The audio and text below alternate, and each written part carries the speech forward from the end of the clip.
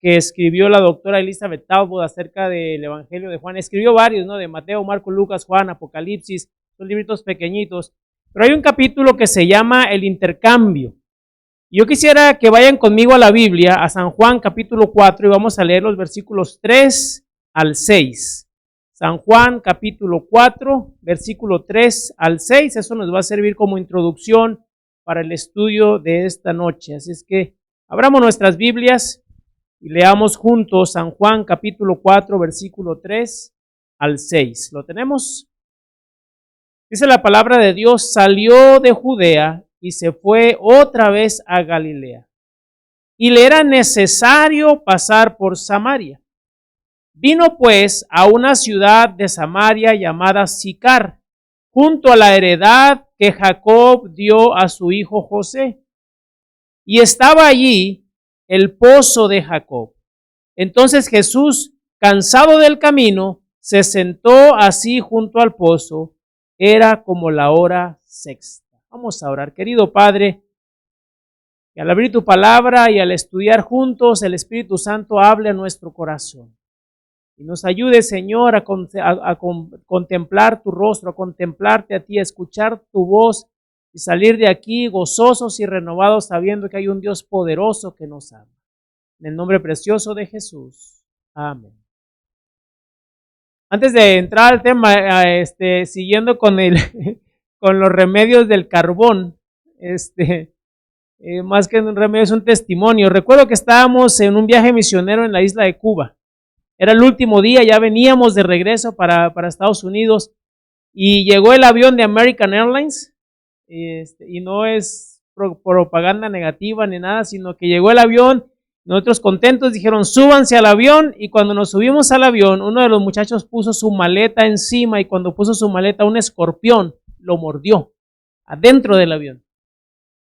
No sabemos si el escorpión venía en la maleta o venía en el avión, pero eso provocó que nos bajaran a todos, y entonces el avión lo aislaron porque lo tenían que fumigar.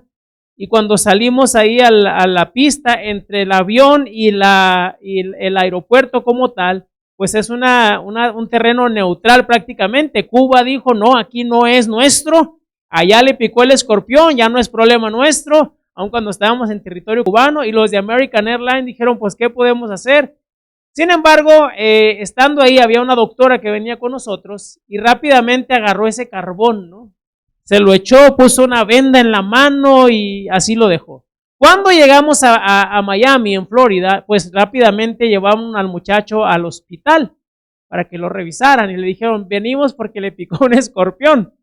Cuando le quitan la venda, el doctor se asustó porque pensó: toda la mano negra, ¿no? Dijo: ya se murió. No, es carbón. Y le limpió y dice: no, pues no tiene nada, ya se puede ir a la casa, ¿no?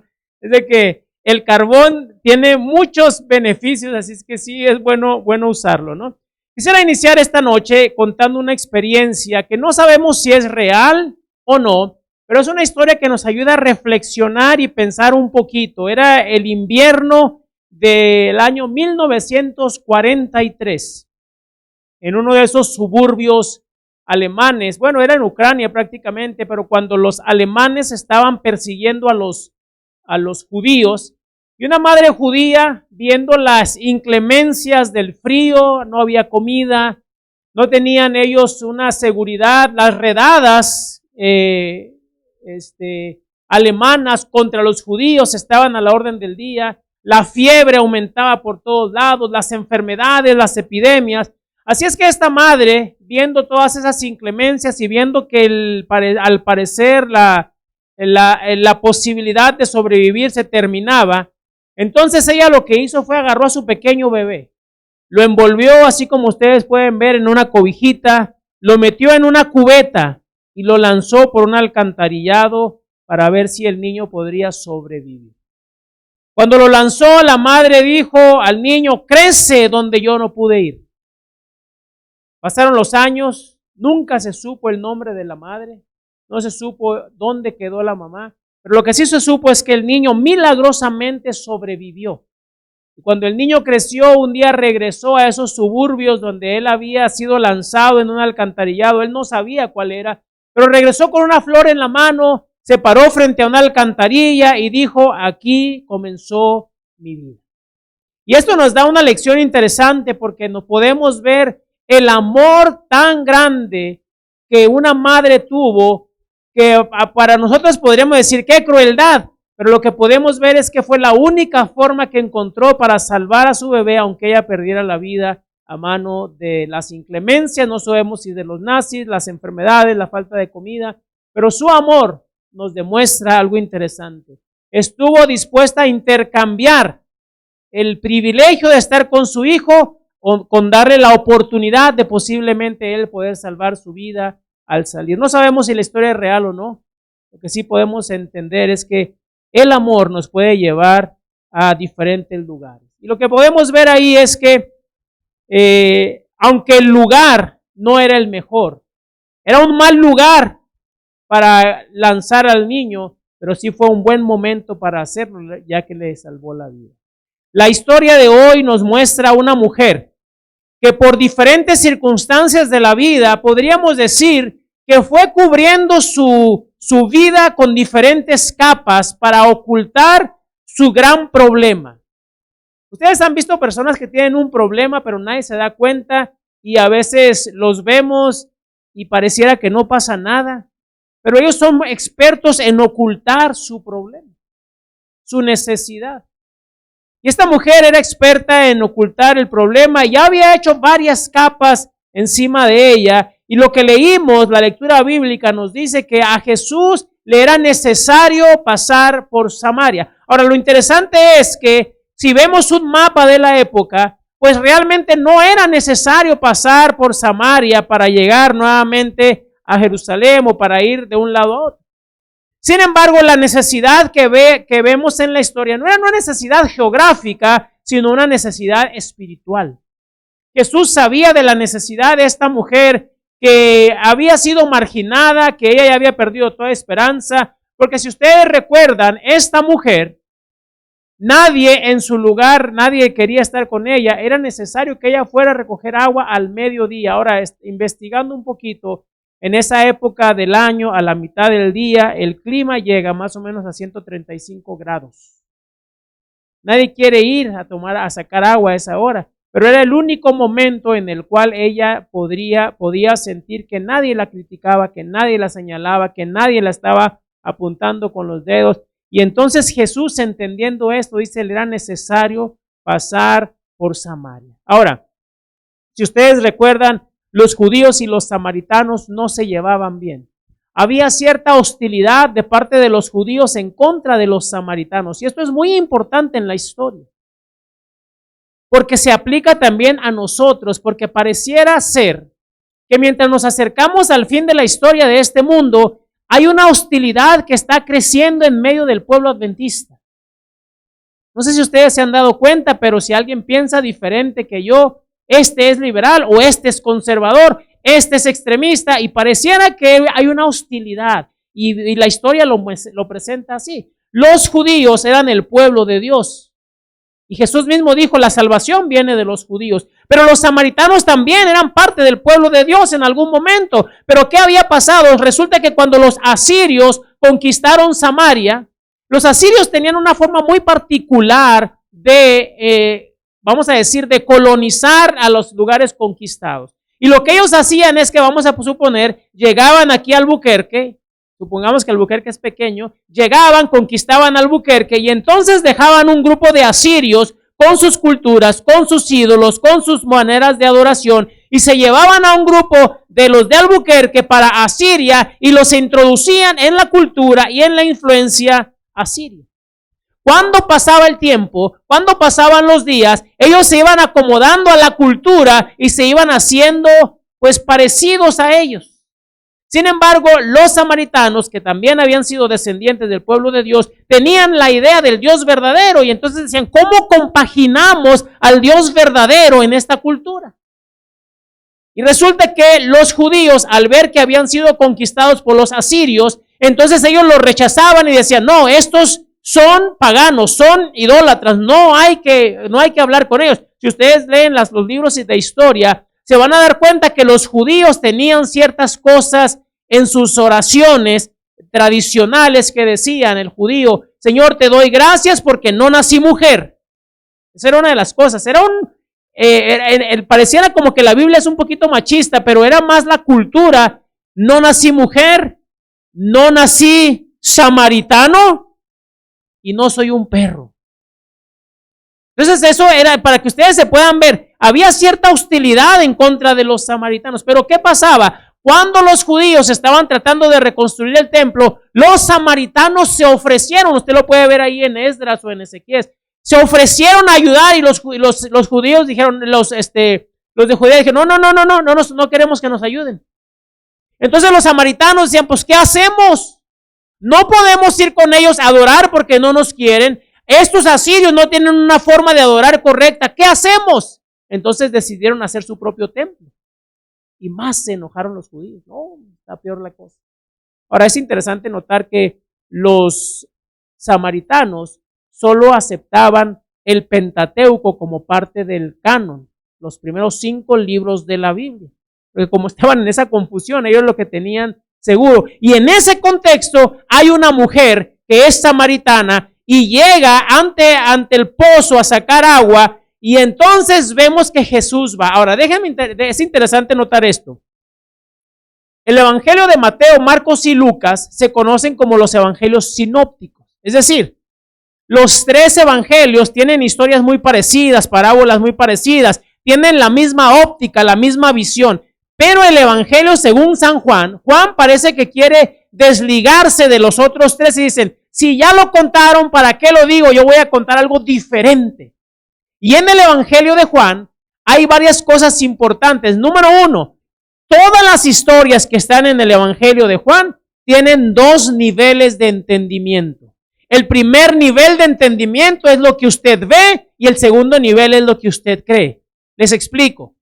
Cuando Jesús viene ahí en San Juan 3 y Nicodemo viene a hablar con él, Nicodemo está hablando en el nivel de lo que se ve y le dice: Señor, sabemos que has venido de Dios como maestro. Y Jesús le dice: Nicodemo, necesitas nacer de nuevo. ¿Qué es lo que nosotros vemos para que una persona pueda nacer de nuevo? Bueno, nos imaginamos lo mismo que Nicodemo y dice: bueno, necesito entrar en el vientre de una mujer y volver a nacer. Es lo que se ve. Esa es la historia, la parte de lo que se ve. Pero el otro nivel es lo que creemos. Y Jesús le está diciendo: no te estoy hablando de este nivel, te estoy hablando del nivel de creer. Y aquí nos deja interesante algo. Hay muchos de nosotros que vemos cosas en la iglesia o en nuestra vida espiritual, pero la pregunta es: ¿qué creemos? Una pregunta para reflexionar. ¿Realmente creemos esto? ¿O simplemente lo hacemos mecánicamente? Y miren, hay otra historia que podemos analizar, y es la historia de la muerte de Lázaro. Si ustedes recuerdan, cuando Lázaro murió, Jesús viene y le dice: nuestro amigo Lázaro duerme.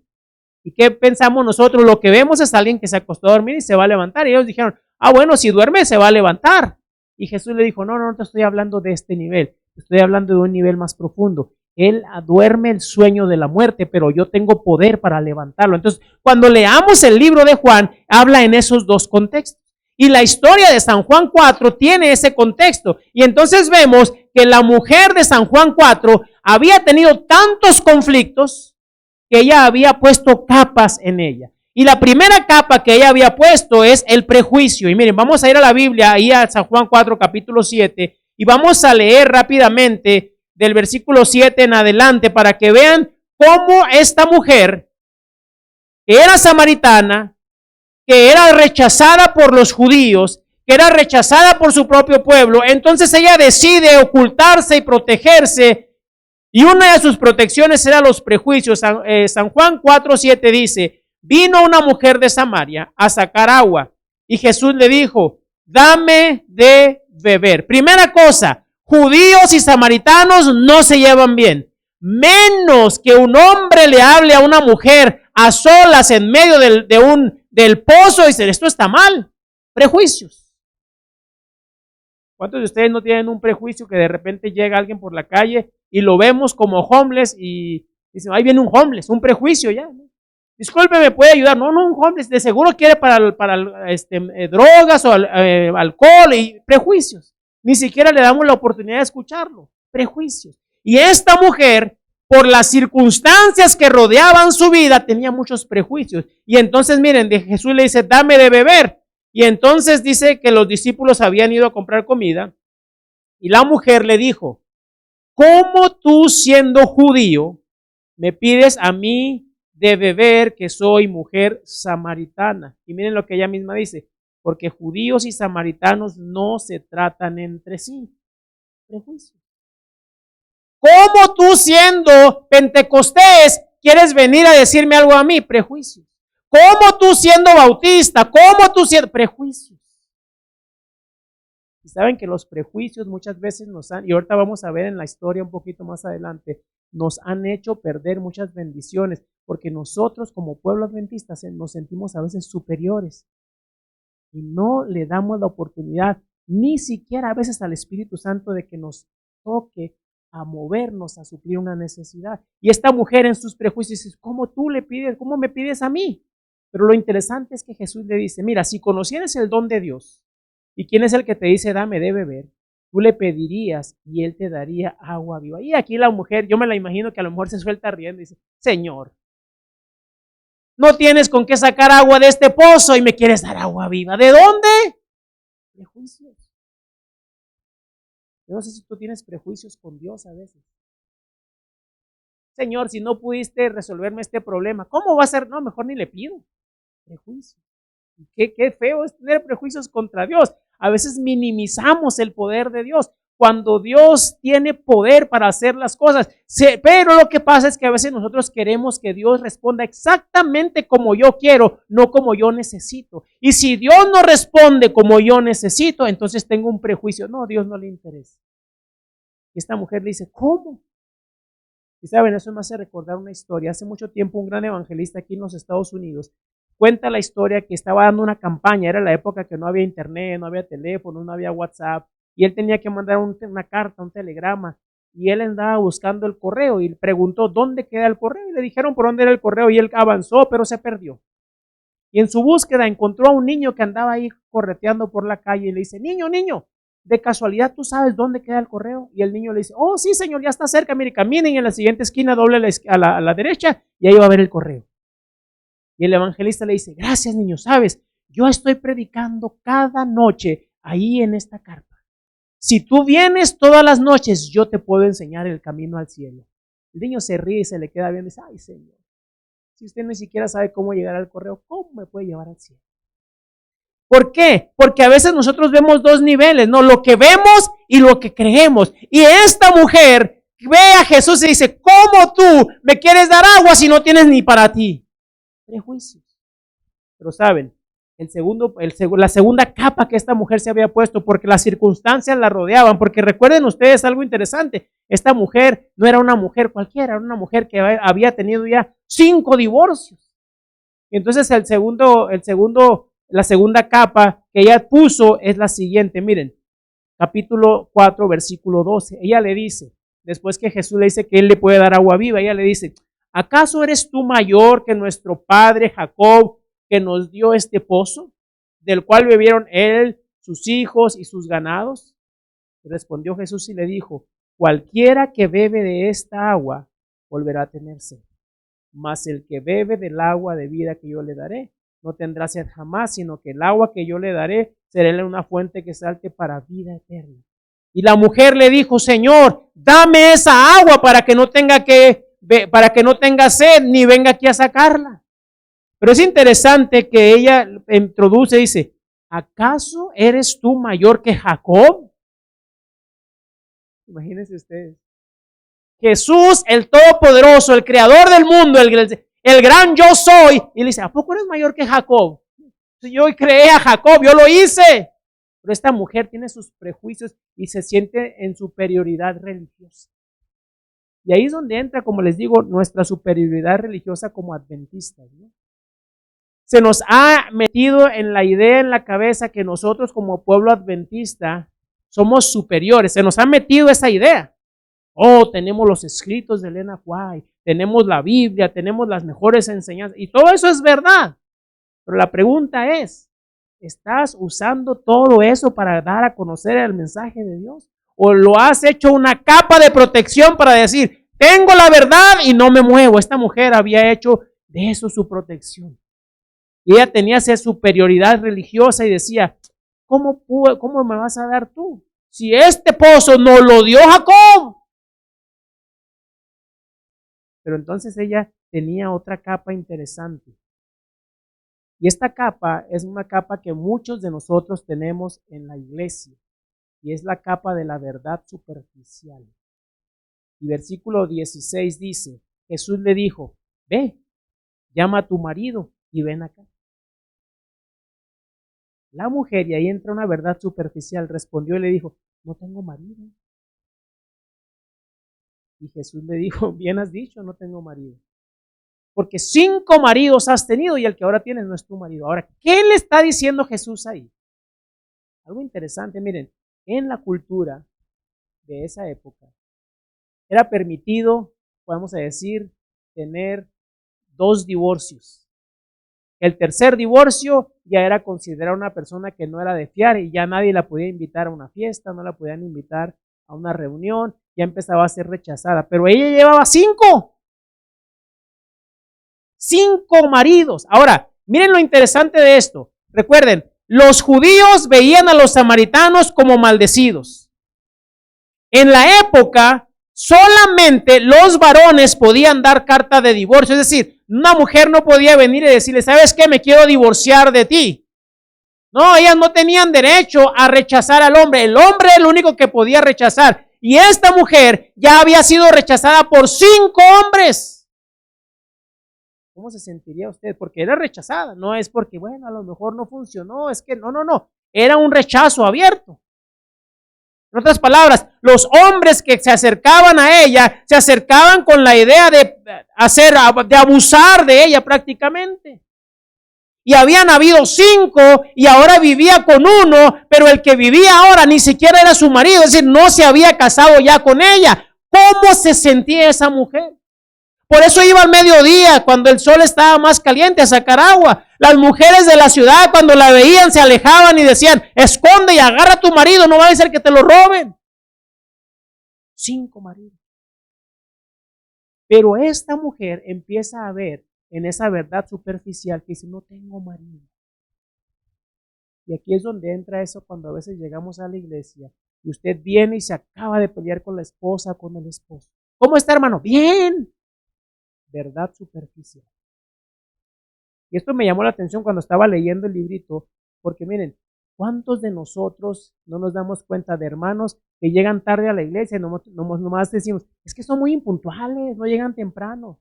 Pero decía en el libro, mucha gente llega tarde porque en su verdad superficial no quiere que nadie le pregunte, ¿cómo está su esposa? ¿Cómo está su esposo? Mejor llego tarde y nadie me pregunta nada. Y me voy antes de que se acabe el culto. Verdad superficial. Los hijos están en drogas, le preguntan a la familia, ¿todo bien?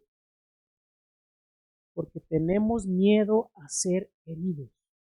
Porque tenemos miedo a pasar como esta mujer que todo mundo la empezó a rechazar. Pero ella se da cuenta de algo interesante. Aquí hay un hombre que conoce todo de ella, que sabe que ha tenido 5 maridos y todavía no se va corriendo. Y aparte de eso, no le ha dicho, ¿sabes qué? Yo también quiero estar contigo. No. Entonces ella empieza a ver algo importante. Pero todavía tiene 2 capas más que no le dejan entregar su corazón completamente a Dios. Y la siguiente capa es bien interesante.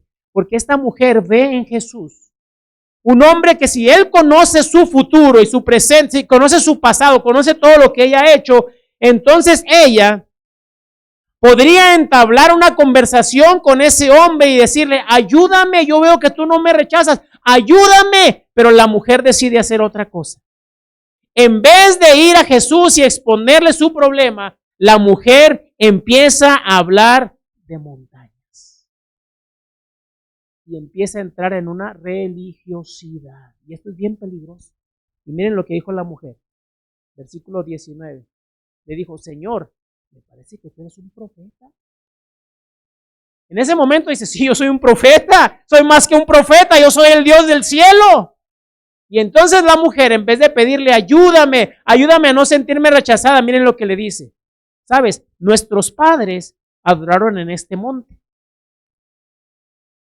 Y ustedes, los judíos, dicen que se debe adorar en Jerusalén. Y Jesús le dijo algo importante.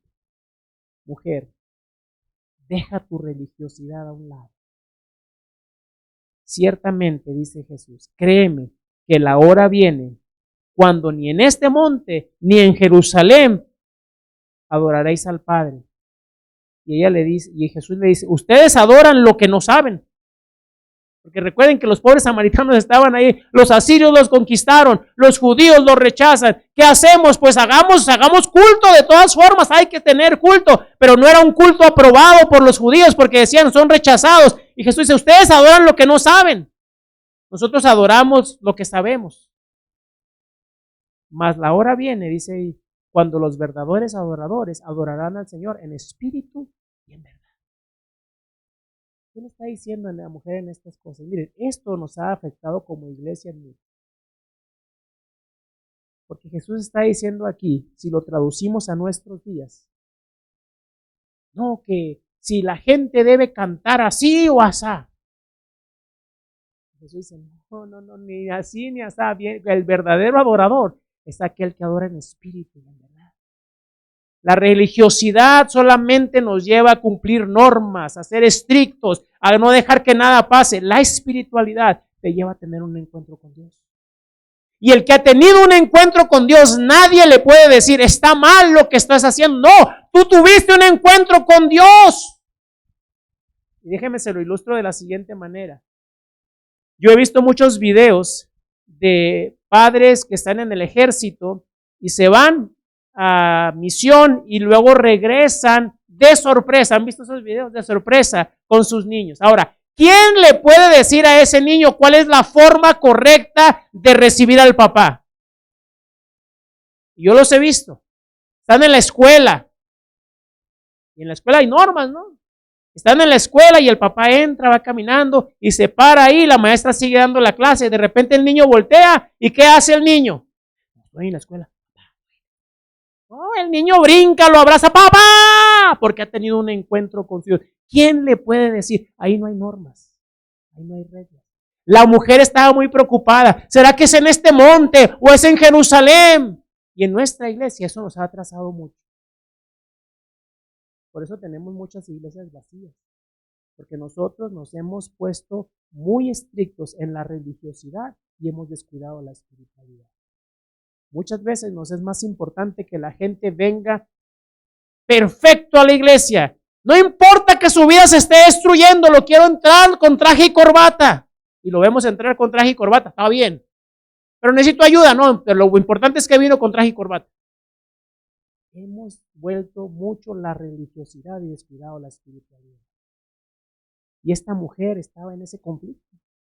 Pero cuando se encuentra con el Dios Todopoderoso, le dice el Dios Todopoderoso, mira mujer, ha llegado el momento en que el verdadero adorador no va a depender de un templo o de una montaña. El verdadero adorador va a depender de encontrarse con Dios. No importa si es en su casa, en el templo o en la montaña. Lo que importa es que tenga ese encuentro con Dios.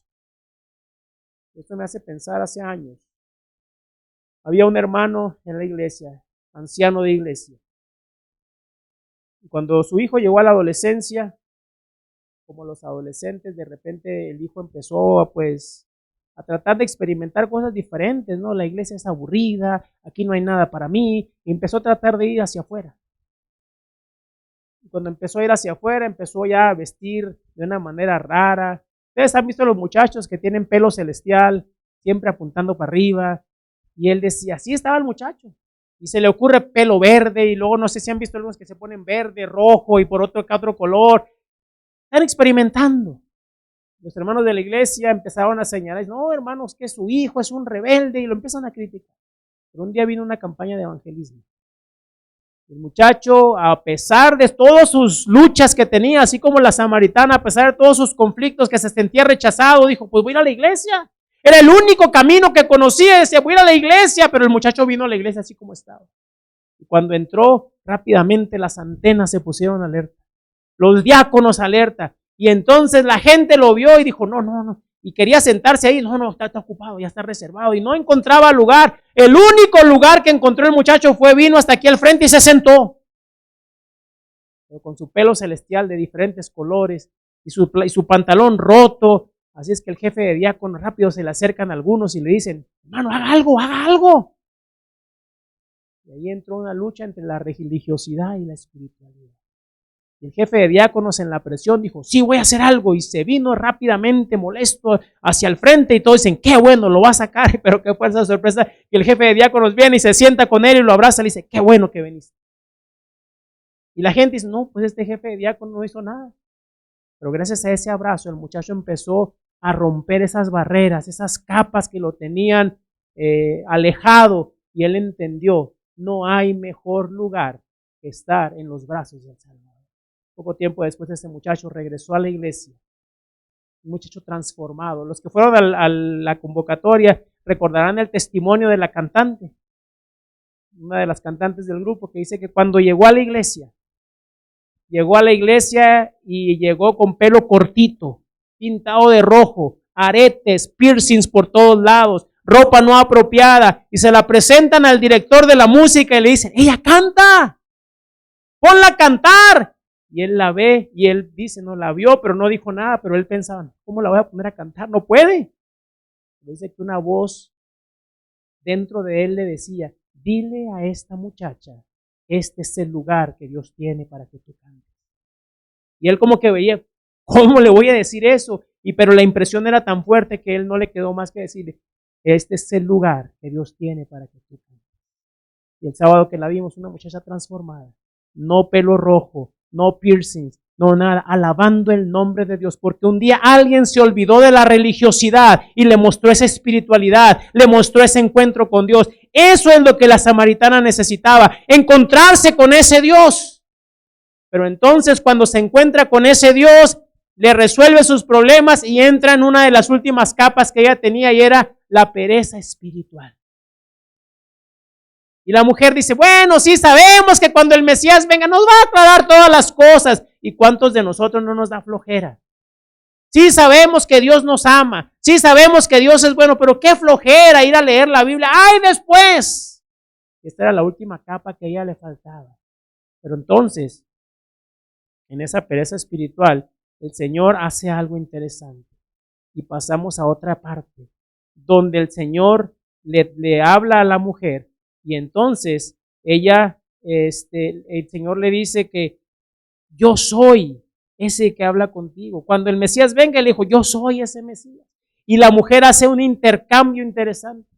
Y ese intercambio interesante es que esa mujer, después de que pasó todo eso, dice la palabra de Dios, que dejó su cántaro, se le olvidó que iba por agua, se le olvidó los 135 grados, se le olvidó que la gente no la quería, se le olvidó que había tenido 5 divorcios, se le olvidó que el hombre con el que estaba ahora no la quería tampoco. Fue a la ciudad y les dijo, señores, hay un hombre. Y dijeron, otro hombre. No, este es diferente. Hay un hombre que me ha dicho todo lo que he hecho y no me ha rechazado. ¿No será este el Cristo?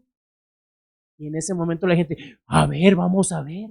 Y toda la gente vino a escuchar, porque esa mujer, el Señor le fue quitando capa tras capa, sus prejuicios, su superioridad religiosa, esa verdad superficial, su religiosidad, su pereza espiritual, y ahora es transformada y va como la mejor misionera que encontramos en los evangelios. Porque los discípulos empezaban a predicar después de los evangelios. Pero en los evangelios esta fue y predicó, aún con su testimonio todo desbaratado, fue y predicó y la gente le creyó porque había habido un intercambio en su vida. Y entonces esto nos deja interesante. Ese intercambio es lo que el Señor quiere hacer con nosotros esta noche. Y saben, hay un pasaje en la palabra de Dios, en el evangelio en el libro de Isaías, que nos muestra y nos dice, mas Él herido fue por nuestra rebelión. Leamos junto. Él fue molido por nuestros pecados. El castigo de nuestra paz fue sobre Él y por su llaga fuimos nosotros curados. Todos nosotros nos descarriamos, cada cual, como ovejas, cada cual se apartó por su camino, mas Jehová cargó en él el pecado de todos nosotros. Y saben lo interesante, que cuando nosotros cambiamos esos pronombres nuestras, y ponemos nuestro nombre, el texto toma un significado diferente. Y miren, vamos a leer otra vez, pero ahí ponga su nombre. No diga nosotros, ponga su nombre y vamos a leer, dice, mas él herido fue por las rebeliones de, ponga su nombre, no tenga miedo, mas él herido fue por las rebeliones de Heraclio. Él fue molido por los pecados de Heraclio. El castigo de la paz de Heraclio fue sobre él y por su llaga Heraclio fue curado. Por su llaga Liliana fue curada, por su llaga también Miguel, por su llaga Julio, por su llaga hemos sido curados. Para entender esto necesitamos quitar todas esas capas de prejuicios, así como la mujer, y la única forma es tener ese encuentro con Jesús. Y cuando hagamos eso, miren lo que dice el libro de Apocalipsis. El Señor nos dirá, y el Espíritu y la esposa dicen, ven. Y el que oiga diga, ven. Y el que tiene sed, venga. Y miren, dice ahí, y los que crean en Dios, no dice, y el que quiera, tome del agua de la vida gratuitamente. Porque eso es lo que el Señor quiere hacer, ese intercambio cuando vamos a Dios con nuestros pecados, destinados a morir. Y Él nos dice, voy a hacer un intercambio contigo. Dame tu muerte, yo te voy a dar mi vida. Porque por mi llaga serás curado. Esta noche yo te quiero invitar a decir, Señor, ayúdanos a tener esa experiencia transformadora con la mujer samaritana. Mientras tenemos esa experiencia, ¿por qué no cantamos juntos este himno que dice, cámbiame? Vamos a ponernos de pie y decirle, Señor, cámbiame. Que el Espíritu Santo venga, que nos purifique, que nos lave con la sangre de su Espíritu. Vamos a ver si tenemos volumen, no sé si se nos fue el del sonido. Ahí está. Súbele un poquito más. Unifícame con la sangre de Jesús. Quiero ser un vaso nuevo, ser moldeado por tus manos. Quiero que hagas en mi vida tu voluntad. Ven, Espíritu Santo, ven, controla mi vida. Ven, Espíritu Santo, llena mi alma de ti. Llena mi alma de ti. Cámbiame, Espíritu Santo, lléname, purifícame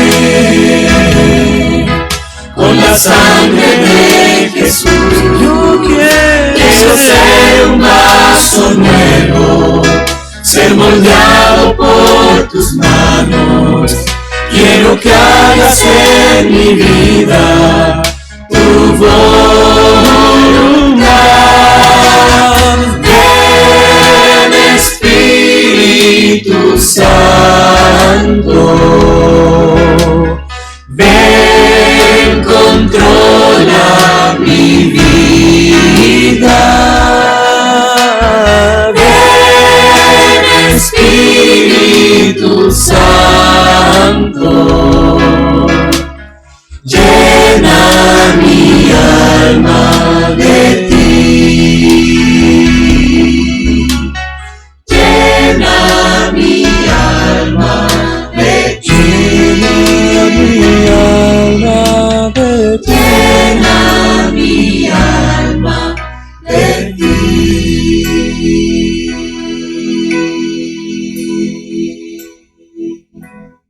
Vamos a orar. Amado Padre que estás en los cielos, esta noche, Señor, al ver la experiencia de la mujer samaritana, con sus prejuicios, con su superioridad religiosa, con su religiosidad, Señor, con ese deseo, esa pereza espiritual, Reconocemos que al tener un encuentro contigo puedes quitar toda barrera, toda capa y transformarnos y poder hacernos como esta mujer, misioneros poderosos, sabiendo que tú has tenido un encuentro con nosotros para transformarnos, cambiarnos y usarnos en la predicación del Evangelio. Padre, que al salir de aquí vayamos con la seguridad de que el cielo entero nos ama, de que hay un Dios que vino a morir porque por su llaga fuimos nosotros curados. Gracias por ese grande amor, Señor. Ayúdanos no solamente a creerlo, sino a entenderlo, a vivirlo y a estar con la confianza y la seguridad de que si vamos a Jesús, si tenemos un encuentro con Jesús, Él hará la transformación necesaria para usarnos en su obra. Gracias por tu amor. En el nombre de Jesús oramos. Amén. Dios les bendiga, hermanos, y pasen una feliz noche.